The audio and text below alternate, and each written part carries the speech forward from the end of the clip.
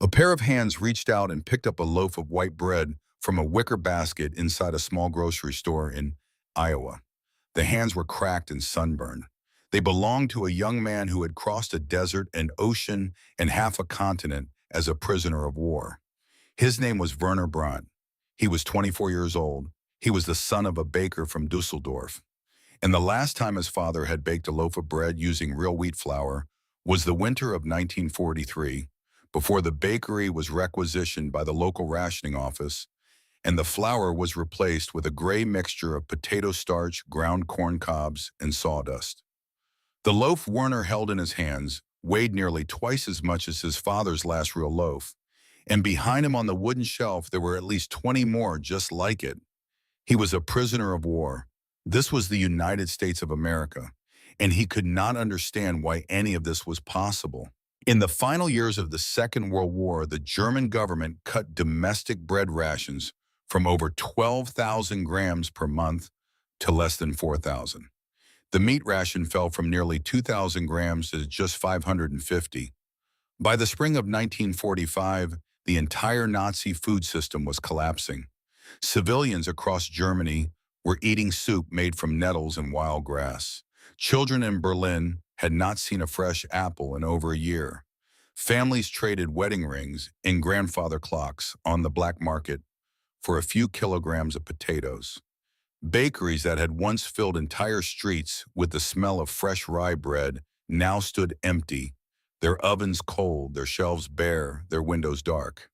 But 8,000 kilometers away in a small town near Algona, Iowa, the shelves of an ordinary grocery store were fully stocked. Bread, canned vegetables, preserved fruit, sugar, butter, cheese, all of it arranged neatly beneath electric lights as though no war existed anywhere in the world.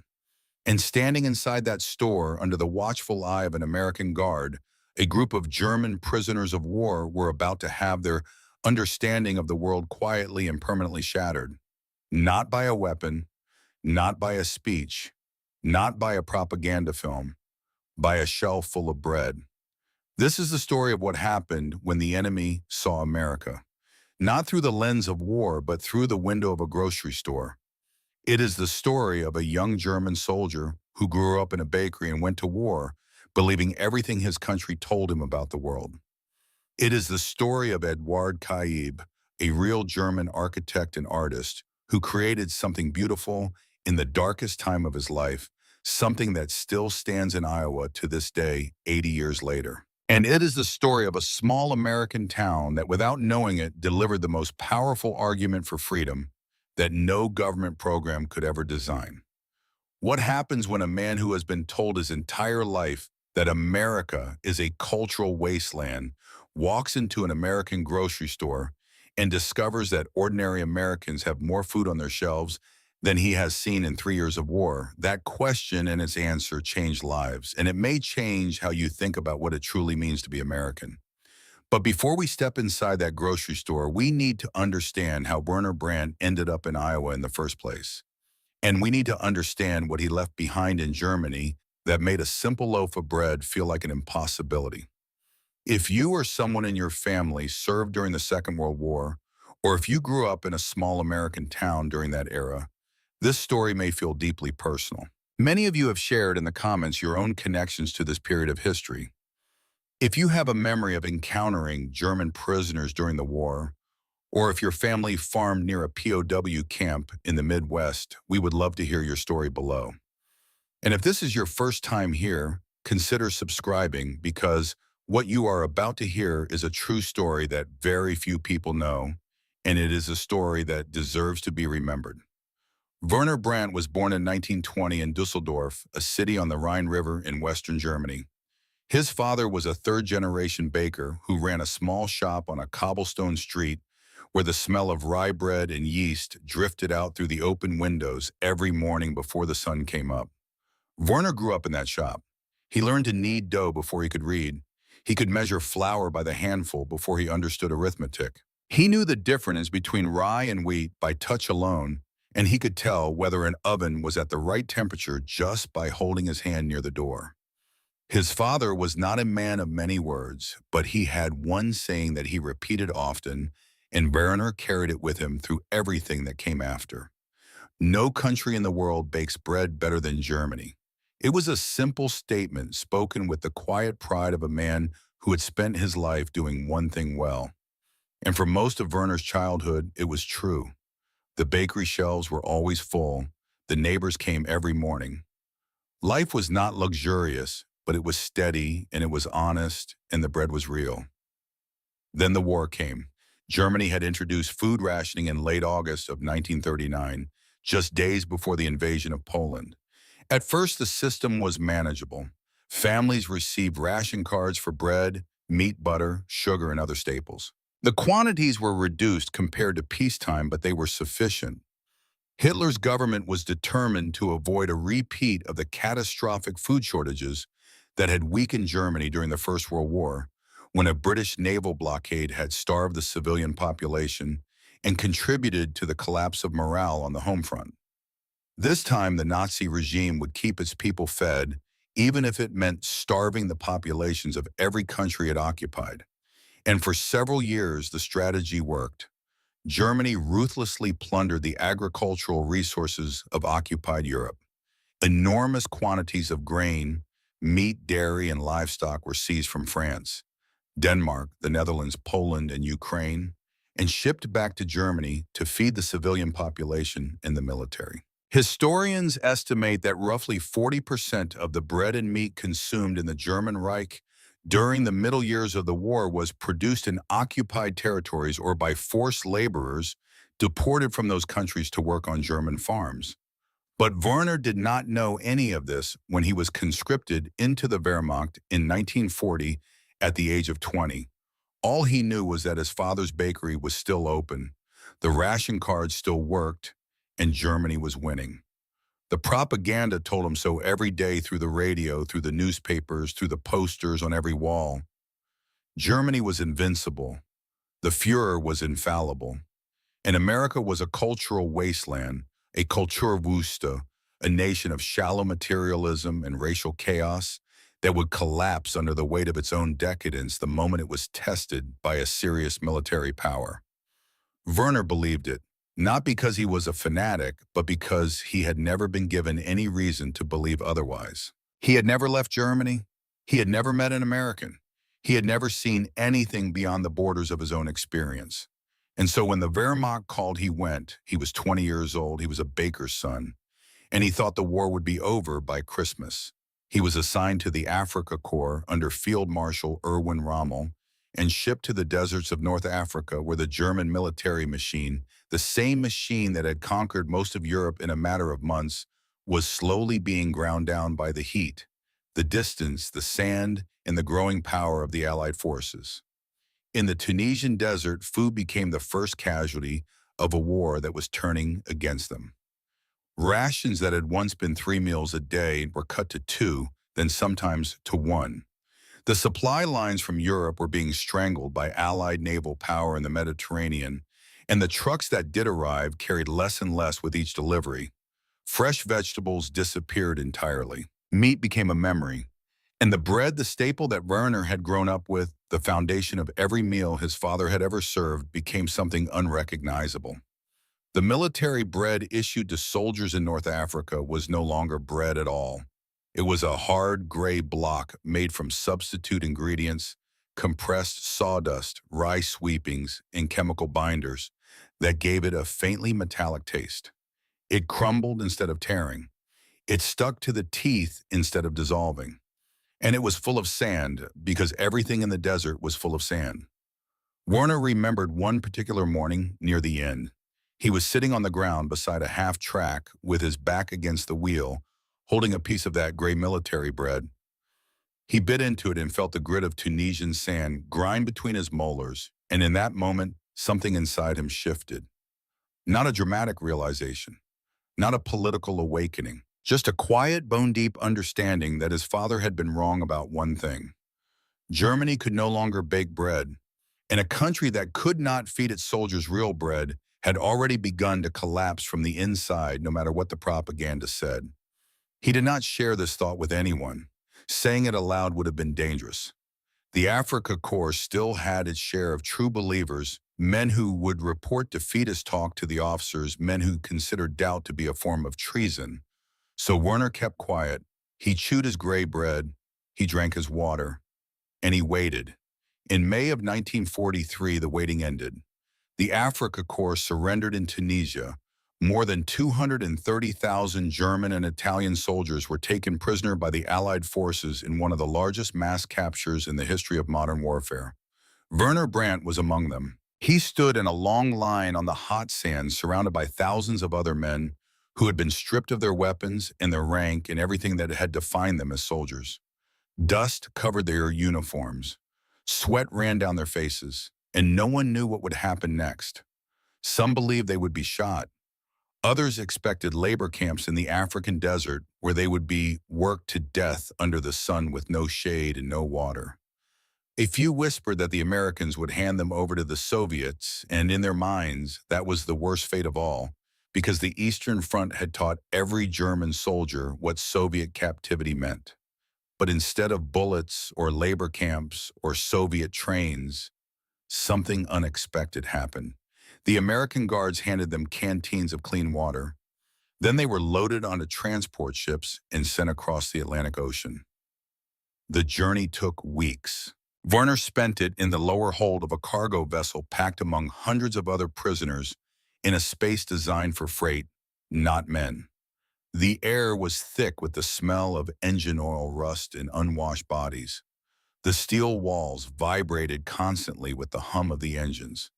The ocean pressed against the hull like a living thing, and at night when the lights went out and the darkness was total, the only sounds were the breathing of hundreds of sleeping men and the deep constant pulse of the Atlantic beneath him. Werner did not sleep well on that ship, not because of the discomfort, though the discomfort was considerable, but because the uncertainty was worse. He did not know where the ship was going. He did not know what was waiting on the other side. And for the first time in his life, he did not know who he was anymore. He was not a baker. He was not a soldier. He was not a citizen of a nation that was winning a war. He was a prisoner traveling in the belly of a ship toward a country he had been taught to despise but had never seen. When the ship finally docked at Norfolk, Virginia, and Werner climbed up through the hatch onto the deck and saw the American coastline for the first time, the scale of what he was looking at took his breath away. The port was enormous. Cranes taller than church steeples swung loads of steel across the docks. Warships in various stages of construction sat in dry docks that stretched for hundreds of meters. Military trucks were lined up along the waterfront in rows so long at the end of the line disappeared around a bend. Crates of supplies were stacked in mountain inns, organized by category labeled, numbered, waiting to be loaded. And everything looked new. Werner had spent 2 years in a war zone where every building was pockmarked with shrapnel and every road was cratered by artillery. He had left a Germany where Allied air raids were destroying cities block by block, where families slept in cellars and basements, where the skyline of Cologne had been reduced to the skeleton of its cathedral standing alone above a field of rubble. But here on the other side of the world, there was not a single bullet hole, not a single broken window, not a single pile of debris. The buildings were intact, the roads were smooth, the lights were on. Standing beside him on the deck was a young corporal named Kurt Vogler, 19 years old, barely old enough to shave. Kurt had been drafted into the Wehrmacht at 17 and shipped to France just before the Allied invasion. He was captured at Normandy in the summer of 1944, only 3 weeks after arriving at the front. He had spent his entire military career either in transit or in captivity. He had never fired his rifle at an enemy. Kurt looked out at the port of Norfolk, at the cranes and the ships and the trucks and the sheer overwhelming machinery of American war production, and he said the words that Werner was thinking but could not bring himself to say. Where are the bomb craters? Neither of them answered the question, because the answer was obvious and the answer was terrifying.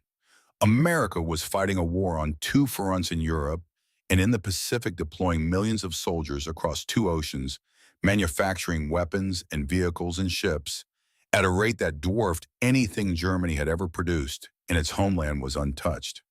Not a scratch, Not a dent, not a single sign that the most destructive conflict in human history had reached these shores. If this was what one American port looked like, then the war had been over before it started. The propaganda had lied. Germany had not been fighting a decadent, weak, disorganized nation. It had been fighting a country with more steel, more fuel, more food, and more industrial power than the entire Axis combined. And standing on the deck of that ship, looking at the cranes of Norfolk against the American sky, Werner understood something he could never unsay even to himself. They had never had a chance. But Werner's education in the reality of America was only beginning. What he had seen from the deck of a ship was impressive. What he would see from the window of a train would be disorienting. And what he would eventually see inside a small grocery store in Iowa would break apart the last remaining wall between what he had been told about the world and what the world actually looked like. The prisoners were loaded onto trains and sent westward.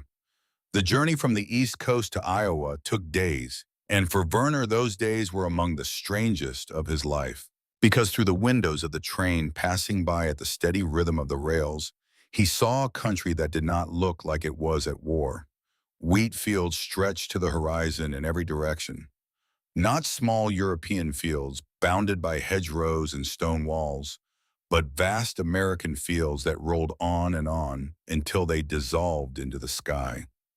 Red barns stood beside white farmhouses with green lawns and picket fences. Cars, actual civilian automobiles, moved freely on paved highways.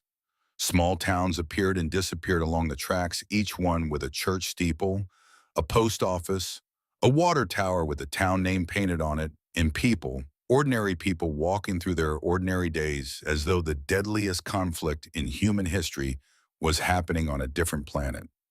Kurt Vogler pressed his face against the glass and watched the fields go by. After a long silence, he shook his head and said almost to himself, "This country has no end." He was not wrong. To a young man from a small country in Central Europe, where you could drive from one border to the next in a few hours, the sheer size of the United States was incomprehensible. The train had been moving for 2 days and the landscape still looked the same. Fields, farms, towns, more fields, more farms, more towns, and all of it green and growing and untouched by war. Then something happened on the train that Werner would remember for the rest of his life. The American guards walked through the walls and distributed rations to the prisoners. Not prisoner rations, not reduced rations, not the gray blocks of compressed substitute that Werner had choked down in Tunisia. These were the same rations that American soldiers received. Real meat sliced and served on a tin plate. Fresh vegetables. White bread, soft and warm. Coffee, actual coffee, not the roasted acorn substitute that Germany had been using since 1942. Butter. And for dessert, a small cup of ice cream. Several prisoners refused to eat. They believed the food was drugged. They thought the Americans had laced it with sedatives or truth serum to weaken their resistance before interrogation. One man pushed his plate away and crossed his arms. Another sniffed the coffee suspiciously and set it down. The distrust was real because in their experience, no captor had ever fed prisoners this well unless there was a hidden motive. Werner looked at the pat of real butter sitting on his tin plate. It was pale yellow smooth and slightly soft from the warmth of the train car. He tried to remember the last time he had seen real butter in Germany. He searched his memory. He could not find it. The butter had been replaced by margarine years ago, and even the margarine had been rationed and cut with fillers until it tasted like nothing at all. He picked up the butter with his bread and ate it. The taste hit him like a physical force. It was not just the flavor, though the flavor was extraordinary after years of deprivation. It was the fact of it, the simple, undeniable fact that this country that was fighting a war on two fronts and feeding millions of soldiers and building ships and planes and tanks around the clock, had enough butter to put a pat of it on the plate of every prisoner on a train in the middle of nowhere. Werner chewed slowly. He closed his eyes. And for the first time since his capture, he felt something that was not fear or confusion or anger.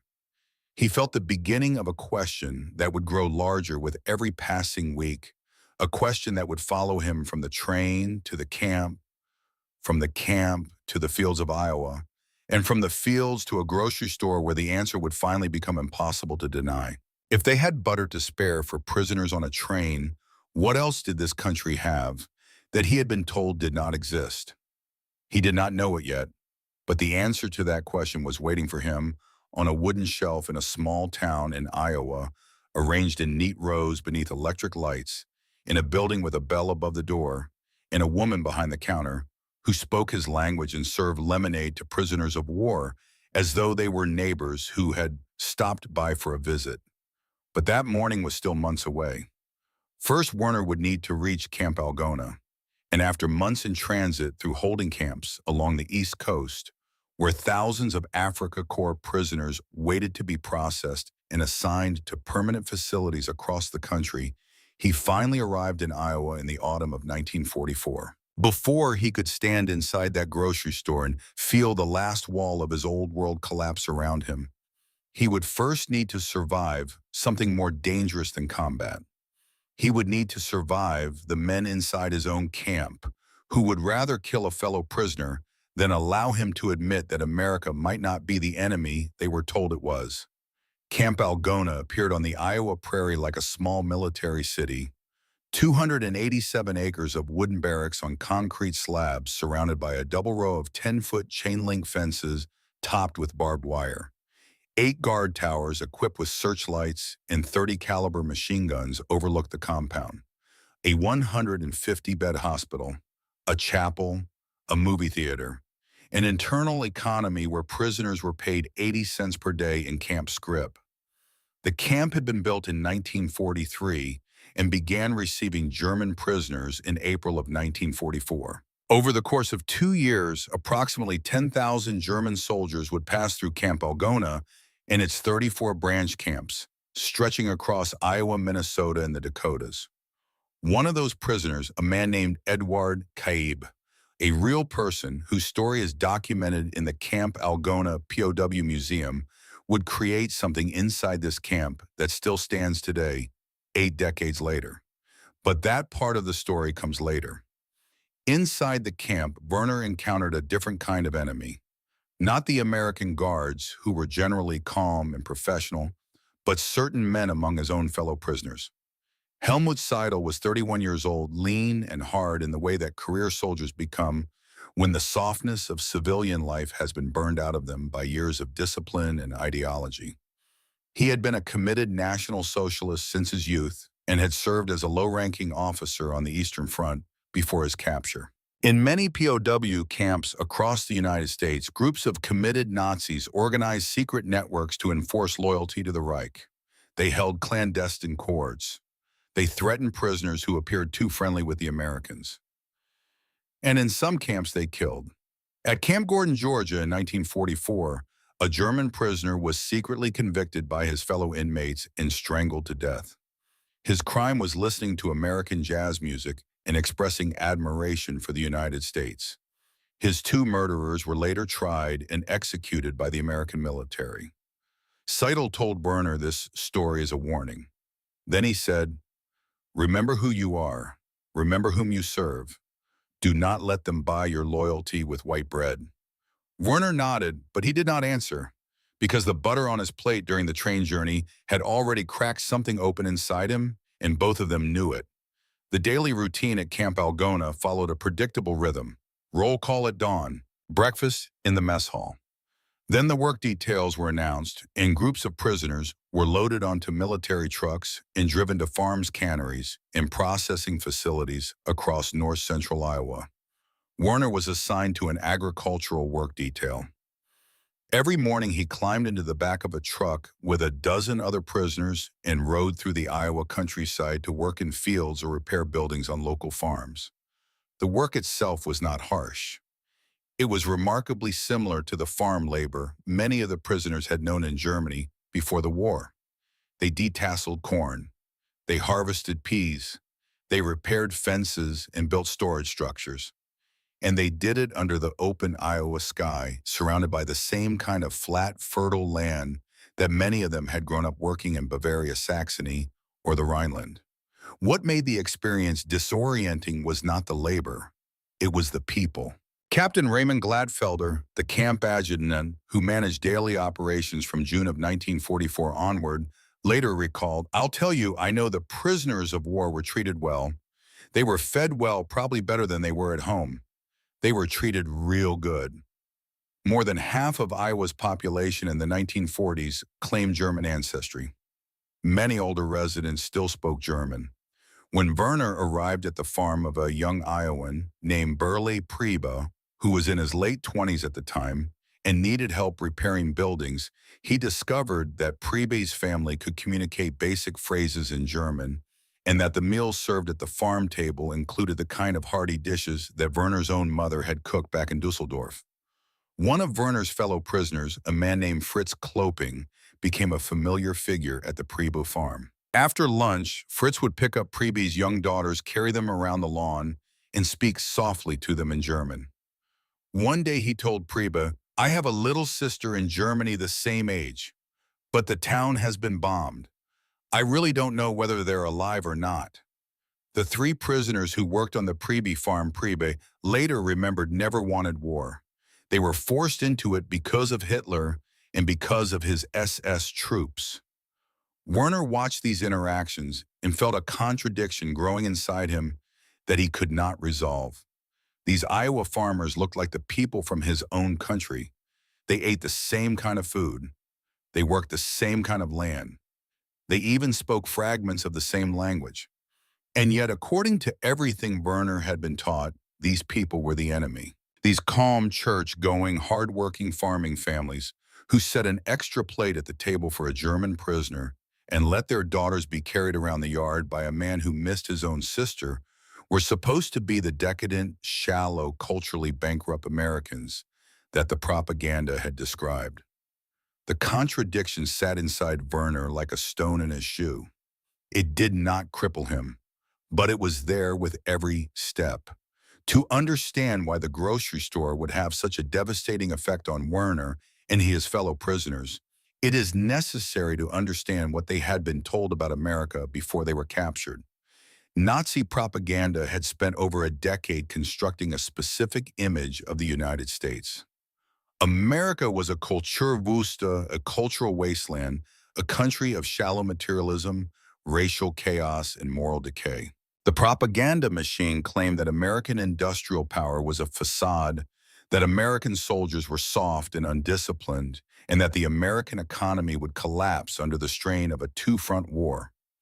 The United States military understood this, and in the fall of 1943, they began a secret program to counter Nazi ideology among the hundreds of thousands of German prisoners now being held on American soil.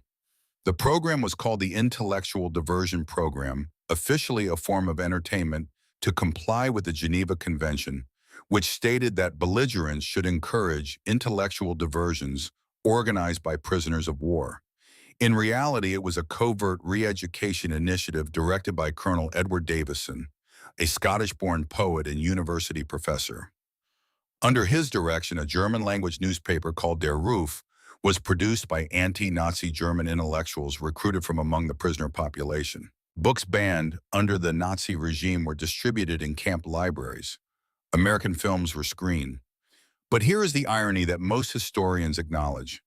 The formal re-education program was largely ineffective. The newspaper was too intellectual for most soldiers. The American professors who designed the curriculum did not speak German and did not understand military culture. Surveys of prisoners showed almost no measurable change in political views as a result of the program. What changed minds was not lectures or books. It was experience.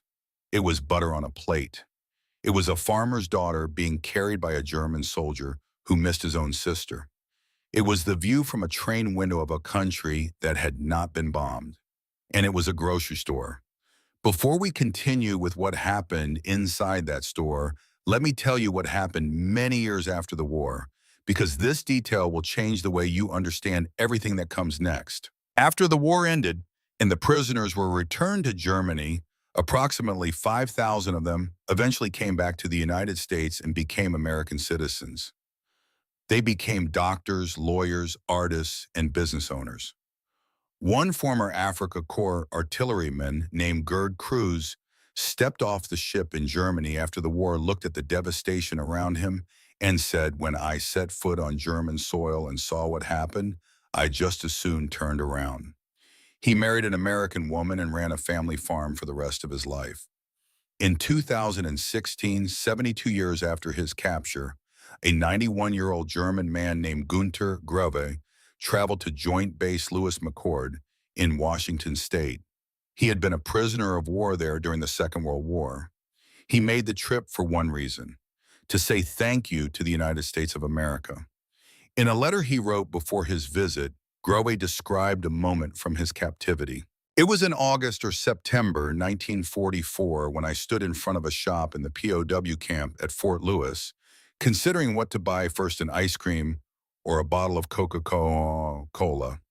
The last ice cream I had been able to buy in Germany was years ago, but Coca-Cola never before. So I decided to take both.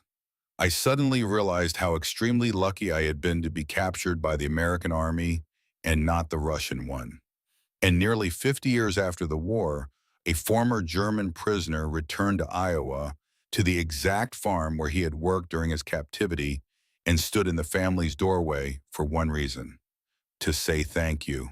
Now, let us return to that summer morning in 1945 when a military truck pulled up in front of a grocery store in a small town near Algona, Iowa, and Werner Brandt was ordered to step inside. If you are watching this and these quiet, true stories of the Second World War matter to you, please take a moment to like and share this video, because stories like these deserve to be heard.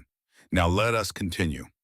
The morning began with an unusual announcement inside the barracks. A guard entered shortly after roll call and read the names of 6 prisoners who were ordered to prepare for a special work detail outside the camp perimeter. Werner, Kurt Vogler, and 4 others. Helmut Seidel was standing near the barracks door when Werner gathered his cap and jacket. He spoke quietly so that only Werner could hear. "Whatever they show you out there, remember, it is designed to weaken you.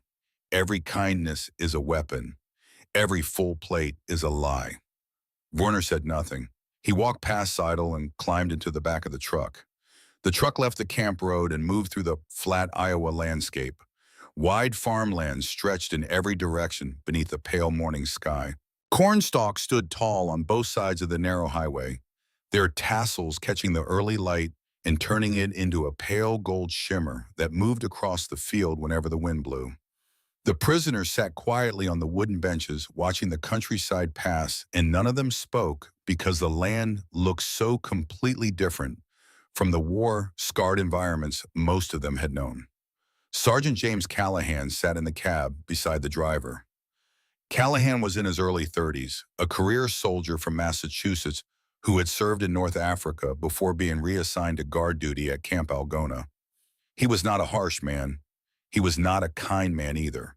He was a professional who did his job without unnecessary cruelty and without unnecessary warmth, and the prisoners had learned to respect him for that consistency. The truck turned onto a street lined with small brick buildings and came to a stop in front of a modest storefront with large glass windows. Through the glass, Werner could see shelves inside, rows of them, running from the front of the building to the back. A painted sign above the door identified the place as a grocery store. Callahan ordered the prisoners onto the sidewalk.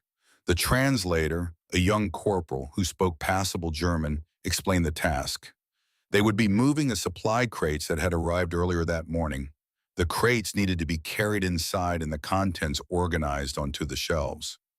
The store owner came out through the front door to meet them. Her name was Margaret Olson.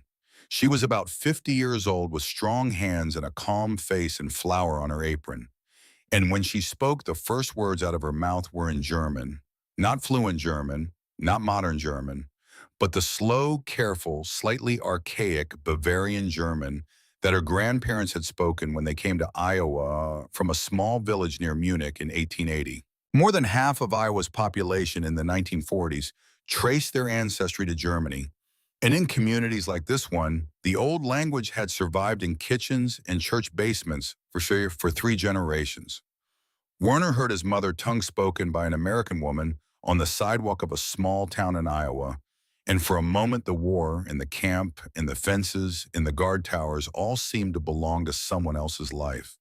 Then Margaret opened the door of the grocery store and held it open for the prisoners to enter. And what Werner saw on the other side of that door would stay with him for the rest of his life. The first thing he noticed was the light. Electric bulbs hung from the ceiling in a neat row, casting a steady warm glow across the interior. And beneath that light, running from one wall to the other in long, straight lines, stood wooden shelves filled with food. Werner stopped walking. His boots simply stopped, as though his body had made a decision that his mind had not yet caught up with. He stood just inside the doorway and looked. Canned vegetables lined an entire wall. Green beans, corn peas, tomatoes, beets, carrots, each type arranged in its own section with the labels facing outward in identical rows that stretched from one end of the aisle to the other. There were dozens of cans in each row, hundreds on each shelf.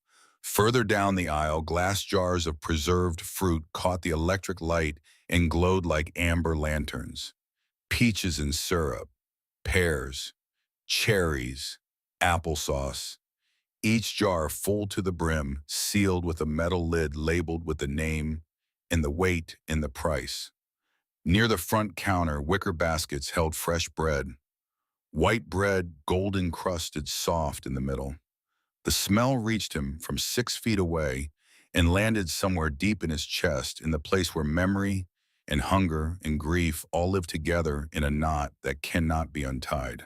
Behind the bread there was butter, real butter in paper wrapping, sugar in 5-pound bags, flour, real wheat flour in cloth sacks, cheese wrapped in wax paper, smoked meat hanging from hooks behind the counter, eggs in cardboard cartons, milk in glass bottles, and all of it was just there, sitting on shelves, unguarded, unrationed, available to anyone who walked through the door with a few coins in their pocket. Kurt Vogler had stopped beside Werner.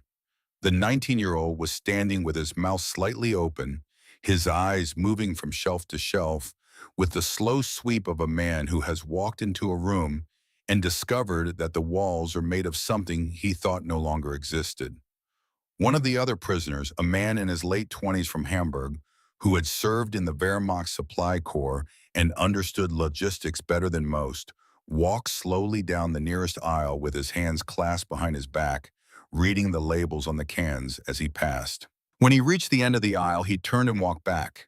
And when he arrived at the spot where Werner was standing, he said in a voice so quiet it was almost a whisper, "This is one store, in one town, in the middle of nowhere." He paused. How many towns are there in this country? No one answered him, because the question was not really a question. It was the sound of a man's understanding of the world being reorganized against his will. Werner walked past the breadbasket and stopped. He looked at the loaves. As a baker's son, he recognized quality instantly. This was pure wheat flour. No sawdust, no potato starch, no ground corn cobs. Just flour, water, salt, and yeast. And he remembered. Dusseldorf, winter of 1943. His father standing behind the bakery counter with flour-dusted hands, looking down at a grayish mixture that the rationing office had sent in place of real flour. His father saying quietly, "This is not bread. This is an insult," but baking it anyway because the ration cards only allowed for that much. Now, Werner stood in an Iowa grocery store looking at 20 loaves of real bread arranged in a basket, and something cracked inside him. Not sadness, the collapse of a belief. The propaganda had described America as a culture Wusta, but here on these wooden shelves was evidence to the contrary, and that evidence was made of flour, salt water, and yeast. Margaret Olson showed them where the supply crates were stacked. Wooden boxes filled with canned goods and packaged products that needed to be sorted and shelved. She explained through the translator that the delivery was routine. Shipments arrived regularly from distribution centers that connected farms, processing plants, and warehouses across Iowa. This was how the system worked. Farmers grew the food, factories processed it, trucks delivered it, stores stocked it, customers bought it, and then the cycle began again. The explanation was simple, almost mundane. But to men who had spent years watching the food supply of an entire continent collapse under the weight of war, the casual efficiency of the American food system seemed almost impossible. The prisoners began their task. They opened the crates, lifted out the cans and packages, and carried them through the aisles.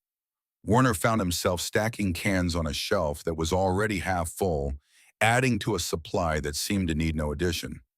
While he worked, the bell above the front door chimed. A young mother walked in with a small child on her hip. She picked up a basket near the entrance and moved through the aisles, selecting items with the easy confidence of someone who had no doubt that what she needed would be there. She placed 3 loaves of bread in her basket, 3, without hesitation, without checking a ration book. Without the anxious calculation that Werner had seen on the faces of German housewives standing in line outside half-empty shops counting their stamps, hoping the delivery would last. The woman passed within arm's length of Werner, who was standing perfectly still in the middle of the aisle. She glanced at him briefly, the way one glances at a stranger in a public place, without fear, without hostility, and moved on. The child on her hip looked at Werner with wide, curious eyes, and then reached for a box of crackers on a low shelf. Werner watched her place the bread on the counter. He watched Margaret Olson wrap the purchases in brown paper bags and hand them across with a smile. He watched the woman leave through the front door, the bell chiming behind her, the child waving at no one in particular, the brown bags tucked under her arm as she stepped into the sunlight. And standing there, holding a can of tomatoes in his sunburned hands, Werner felt the ground shift beneath him. Not the floor was solid wood, but something inside him. It was not the abundance that overwhelmed him. It was the ordinariness. It was the fact that no one in this store considered any of this remarkable. The full shelves were not a miracle to them. They were a regular Tuesday morning. During a break in the work, Margaret brought out a tray of lemonade. Glass cups filled with cold lemonade with small chips of ice floating on the surface. The kind of drink that in Germany would have required sugar and lemons and ice, 3 things that had not been simultaneously available to civilians in years. She offered the tray to the prisoners and the guards alike, making no distinction between captor and captive. Callahan nodded his approval. Werner sat down on an upturned crate near the counter and drank. The lemonade was cold and sweet and tart, and it tasted like summer, like childhood, like the lemonade his mother had made in the kitchen above the bakery on Sunday afternoons when the shop was closed, and the world was still a place where bread was made from flour, and the future was something you could look forward to. Through the translator, Werner found himself talking to Margaret. She told him about her grandparents from Bavaria, about growing up speaking German at home and English at school, about how, after the First World War, the German language became something you hid, something you spoke only in the kitchen when the neighbors could not hear, because the world had decided that German was the language of the enemy. She told him about her husband who was serving with the army in France, about her eldest son who was somewhere in the Pacific, about the letters she received, which were always cheerful and always too short and always left her wondering about the things they did not say. Werner listened, and then before his caution could intervene, he asked her the question that had been forming since he walked through the door. "Do you know there is a war going on?" Margaret looked at him. Her eyes did not change. She looked at him the way a mother looks at a child who has asked something obvious but has asked it sincerely. And she answered with a sadness that was quiet and deep and entirely without self-pity. "My husband is in France. My eldest son is in the Pacific. I know better than most." Then she picked up the tray and went back to her work. Werner sat on the crate and held the empty glass in both hands and understood with a clarity that felt almost physical that this woman was not performing kindness. She was not following orders. She was not participating in a psychological operation. She was simply being herself, a shopkeeper in a small town in Iowa who had a husband in France and a son in the Pacific and flour on her apron and lemonade in her kitchen. And she had offered a glass to a group of young men who were far from home, because that is what you do when someone is far from home and thirsty and the day is warm. She had not seen him as an enemy. She had seen him as someone's son. The bell chimed again and again. Customers entered and left in a steady flow. Each one moved through the aisles with the practiced ease of someone who had done this 1,000 times, selecting bread and butter and canned goods with the confidence of people who had never doubted that the shelves would be full when they arrived. Kurt Vogler appeared at Werner's elbow. He tugged at Werner's sleeve and whispered, "Do you think they arranged all of this just to show us?" Werner looked at the customers, at Margaret wrapping another purchase, at the child's sticky fingerprint on the candy display case near the door. "No," Werner said. "This is not a performance. This is a Tuesday." When the final crates had been emptied and the last cans placed on the shelves, Werner stopped in the doorway and turned around. He looked back down the center aisle past all of it, all the way to the back wall. The store was clean and bright and full, and the morning light coming through the front windows fell across the wooden floor in long rectangles that looked like pages from a book he had not yet learned to read. He stood there for perhaps 3 seconds, long enough for the image to burn itself into his memory the way a photograph burns itself onto film. Then he turned and walked out into the sunlight and climbed into the back of the truck and sat down on the bench and put his cap on his head and folded his hands in his lap. The truck started. The town began to slide away behind them.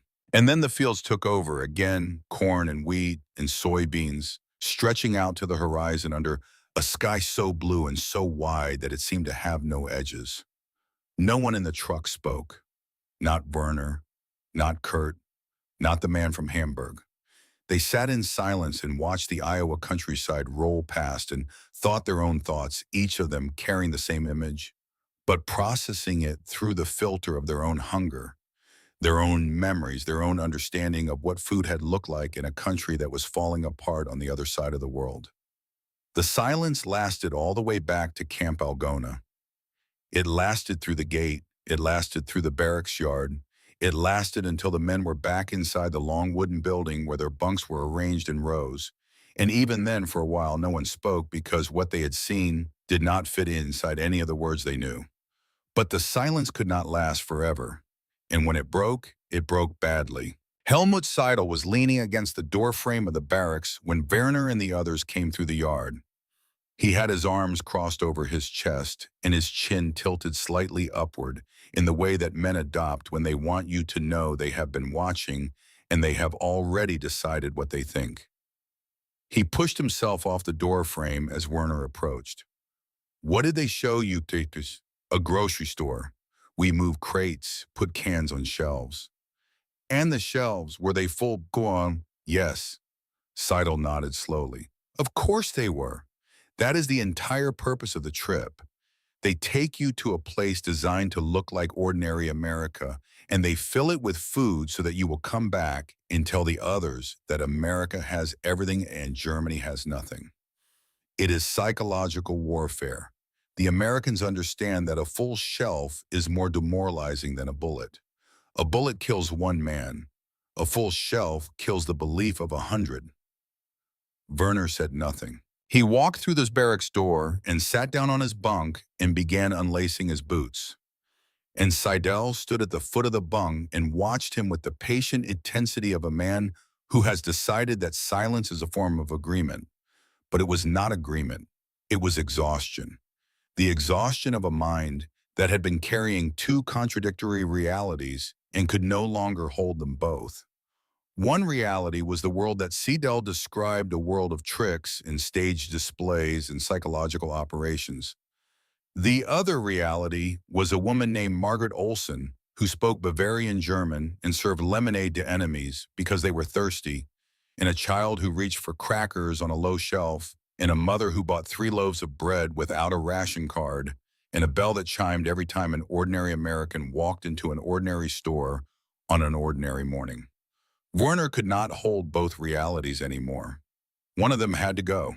That night, after the evening meal in the barracks where 40 men slept in rows of metal bunks, Werner Brandt did something he had never done before. He spoke, not privately, not in a whisper. He spoke out loud in a voice that carried from one end of the room to the other.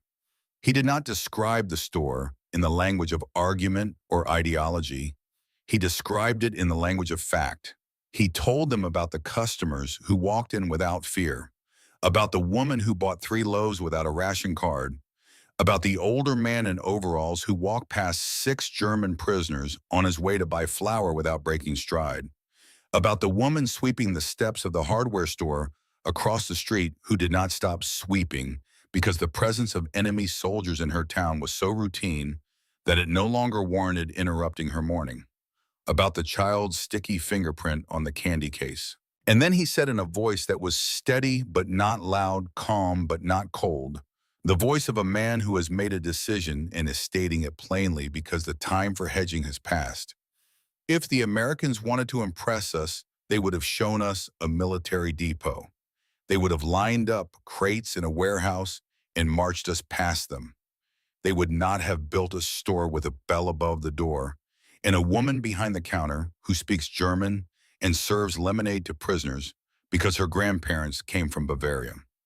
You cannot manufacture the ordinary. And what I saw today was the most ordinary thing I have ever witnessed. That is precisely why it is the most extraordinary. The barracks was silent. 40 men on metal bunks. The kind of silence that falls over a room when someone has said the thing that everyone has been thinking, but no one has been willing to say. Seidel responded. He did not shout. Shouting was not his style. He spoke with the measured tone of a man who has rehearsed his arguments so many times that they come out polished like stones tumbled in a river.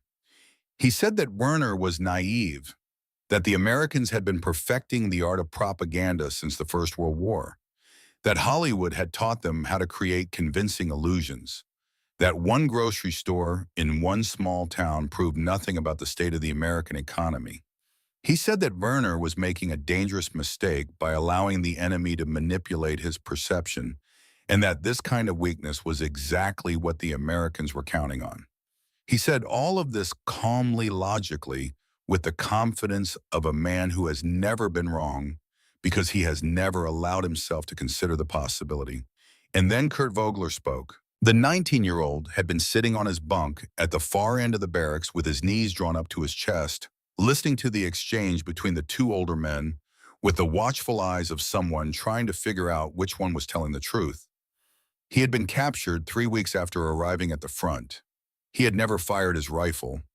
His entire understanding of the world had been formed by the Hitler Youth, by military training, and by the brief chaos of combat and captivity. He was in many ways the most honest person in the room because he had the least invested in any particular version of reality. Kurt said, "I am 19 years old. I was captured 3 weeks after arriving at the front. I do not know what America is supposed to look like. I do not know what Germany looks like now, and I do not know which one of you is telling the truth." He paused. The barracks waited. "But I know one thing. The loaf of bread I held in that store this morning was the best bread I have ever eaten in my life. And if that was a trick, then I would like to be tricked again tomorrow." No one laughed. No one argued. No one answered, because there was no argument against bread. You could argue with ideology. You could argue with propaganda. You could argue with statistics and strategy and geopolitics. But you could not argue with the taste of real bread in the mouth of a 19-year-old boy who had never had a reason to eat well and who had, just for the first time in his short life, held a loaf that tasted the way bread is supposed to taste. Seidel looked at Kurt for a long moment. Then he looked at Werner. Then he turned and walked to his bunk and sat down and did not say another word for the rest of the night. The argument was not over. Arguments like that one never truly end. They go underground, where they continue to work in silence, reshaping the landscape of a man's beliefs, The way water reshapes stone not by force, but by persistence, not by dramatic erosion, but by the slow, patient pressure of reality against the walls that have been built to keep it out. But something had shifted in that barracks. Not everyone agreed with Werner. Not everyone rejected Seidel. But a crack had appeared, a crack in the shape of a loaf of bread, and once a crack appears in a wall, it is only a matter of time before the wall comes down. While Werner Brandt was fighting a war of words inside the barracks of Camp Algona, another prisoner was fighting a different kind of battle, a battle not against ideology but against despair, and he was fighting it with his hands. Edouard Kaib had arrived at Camp Algona in September of 1944. He was a real man, and everything about his story is documented in the records of the Camp Algona POW Museum and in the archives of Kossuth County, Iowa. He was an architect and artist from Germany who had served as a non-commissioned officer and radio operator in the German army. He had been wounded at the Battle of Stalingrad, one of the bloodiest engagements in human history. After Stalingrad, he was sent to a military hospital in France to recover. He was captured by Allied forces near Nice and transported across the Atlantic to Camp Algona. When he arrived, he was suffering from a gastric ulcer so severe that he was immediately placed in the camp hospital. And there, in a hospital bed in a prisoner of war camp in the middle of the Iowa prairie, far from his wife and daughter in Germany, not knowing whether they were alive or dead, Edouard Kaib did something that no one expected. He began to create. Using the loamy soil of Iowa, he molded small figurines with his bare hands. He shaped them carefully, dried them on the stove in the hospital ward, and painted them with whatever pigments he could find. One by one, figure by figure, he built a nativity scene.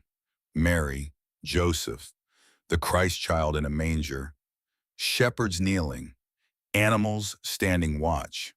The entire story of the first Christmas rendered in Iowa soil by the hands of a German prisoner who had been wounded at Stalingrad and captured in France and sent to a camp in a country he had never expected to see. He arranged the figures on a 12-foot platform beside a small Christmas tree in the camp mess hall. It was December of 1944. The war was still raging. His family was an ocean away. And Edouard Kaib, a prisoner during what he would later describe as the darkest time of his life, chose to build something beautiful. Lieutenant Colonel Arthur Lobdell, the commander of Camp Algona, saw the display and was deeply impressed. He invited Kaib to his office and asked if he would consider building a larger version. Kaib agreed, and over the following months he and 5 other prisoners, including Horst Wendland and Eric Knoll, began work on a monumental nativity scene. They built wire frames and covered them in plaster. They shaped each figure by hand and painted it with precision. The costs were covered by the prisoners themselves from their 80-cent daily wages. When the work was completed, the nativity included more than 65 half-life-size figures.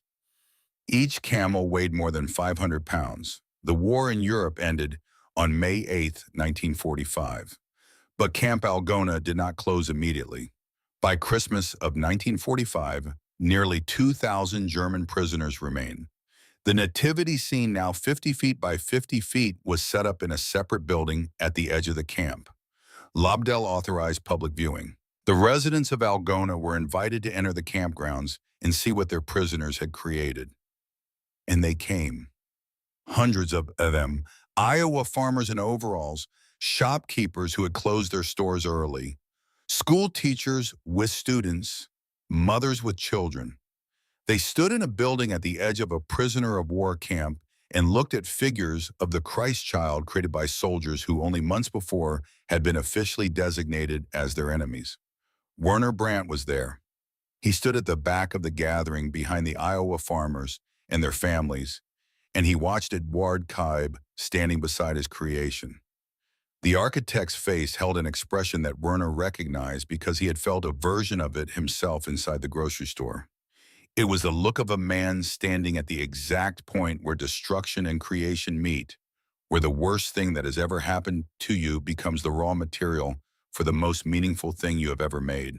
And Werner realized that he and Kaib had arrived at the same truth by different roads. Kaib had found it through art. Werner had found it through bread. But the truth was the same, that even in the darkest time, even in captivity, even in a war that had consumed millions of lives, it was possible to encounter something genuine, something that propaganda could not explain and ideology could not contain. Something as simple as a fully stocked shelf or a figure shaped from Iowa soil. Something that spoke in a language older than borders and louder than guns. In early 1946, Camp Algona began to close. The prisoners were transported to Fort Crook in Nebraska and then shipped back across the Atlantic to a Germany they barely recognized. Before they left, Edward Kaib made 3 requests regarding his nativity scene. It must never be sold. Admission must always be free, and it must stay in Algona. The town agreed. Werner boarded a ship with hundreds of other prisoners and crossed the Atlantic in the opposite direction.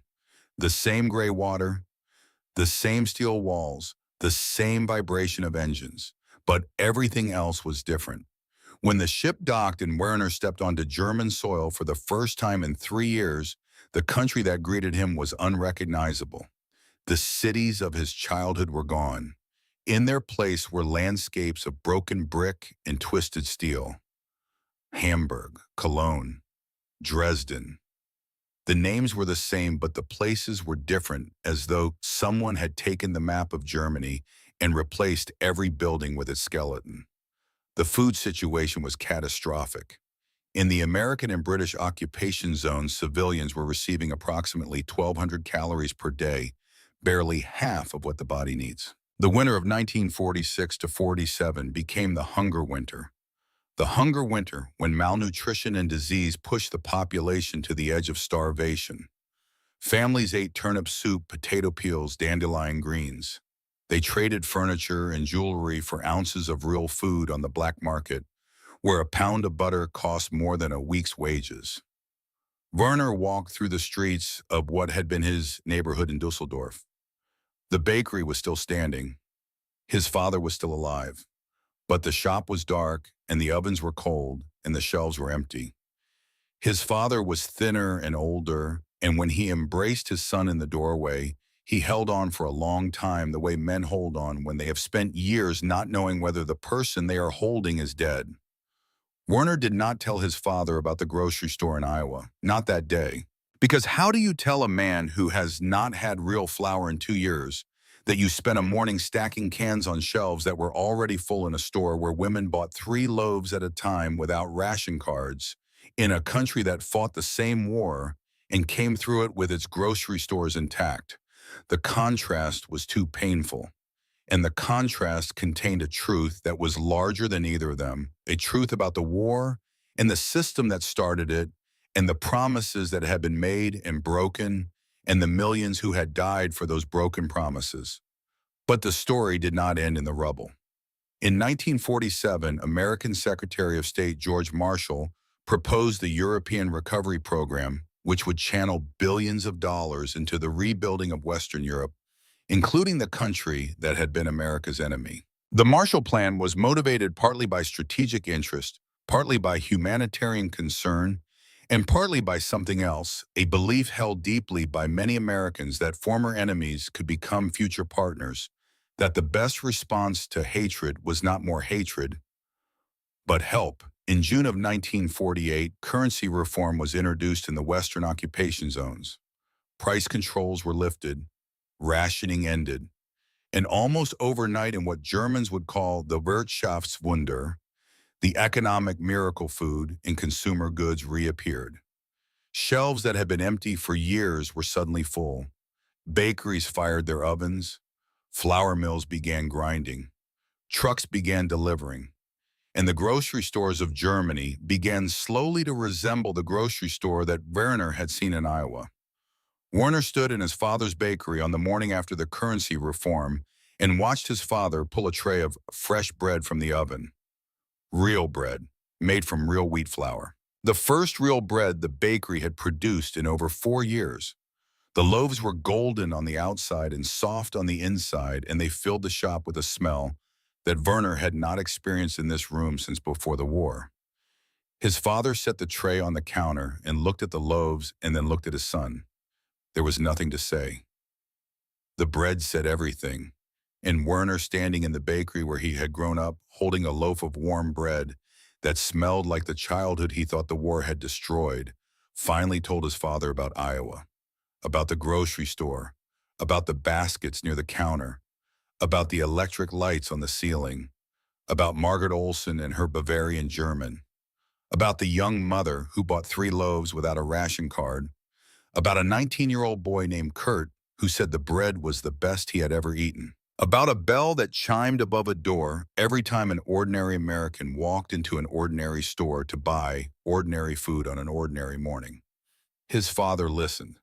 When Werner finished, the old baker was quiet for a long time.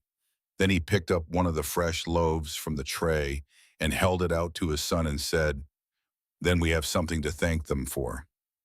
What defeated Werner Brandt's ideology was not an army. It was not a battle. It was not a speech or a political program or a re-education curriculum designed by professors who did not speak German. It was a grocery store. The most powerful argument for the American way of life was not made by generals or politicians or diplomats. It was made by a woman named Margaret Olson, who opened her store every morning and stocked her shelves with food produced by American farmers and delivered by American truckers and sold to American families who walked in and bought what they needed and walked out again day after day, year after year, war or no war, without fanfare, without ceremony, without realizing that the simple act of keeping a grocery store running during a global conflict was in itself the most profound statement of national strength that any country could make.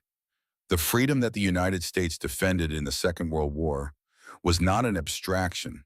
It was not a concept in a textbook or a line in a political speech. It was visible. It was tangible. You could hold it in your hand. It weighed about 1.5 pounds. It was golden on the outside and soft on the inside. And it was sitting in a wicker basket near the front counter of a grocery store in Iowa, available to anyone who walked through the door. That is what Werner Brandt saw. That is what changed his mind. That is what the enemy saw when they saw America. The nativity scene that Edward Kaib created at Camp Algona is still displayed every December at the Kossuth County Fairgrounds in Algona, Iowa. It has been there for 80 years. Admission is free. It cannot be sold, and it must stay in Algona. Those were Kaib's conditions. He returned to visit his creation in 1968, accompanied by his second wife and their children. He visited the Nativity every day during his stay. Before leaving, he told his hosts, "I am pleased that this creche has made so many people happy." He later wrote to a class of Algona grade school children, "I never intended to create a piece of art. The only intention when making the nativity scene was to help bring the joy of Christmas to our camp. And you can imagine that I am very glad that the nativity scene still helps to heal the wounds of war." Edward Cobb died in 1988. His conditions are still honored. And somewhere in Iowa, on a quiet street in a small town that most people have never heard of, there is still a grocery store. The sign has changed. The owner has changed. But the shelves are still full, and the bread is still real. Thank you for spending this time here. If this story meant something to you, if the image of a young German soldier holding a loaf of bread in an Iowa grocery store reminded you of something true about what this country is, then please share this video with someone who needs to hear it. Subscribe to this channel if you want to hear more stories like this one. And if you have your own memory from this time of German prisoners on American farms, of small-town grocery stores during the war, of bread that tasted like home, please share it in the comments below. Because these stories belong to all of us, and they deserve to be remembered.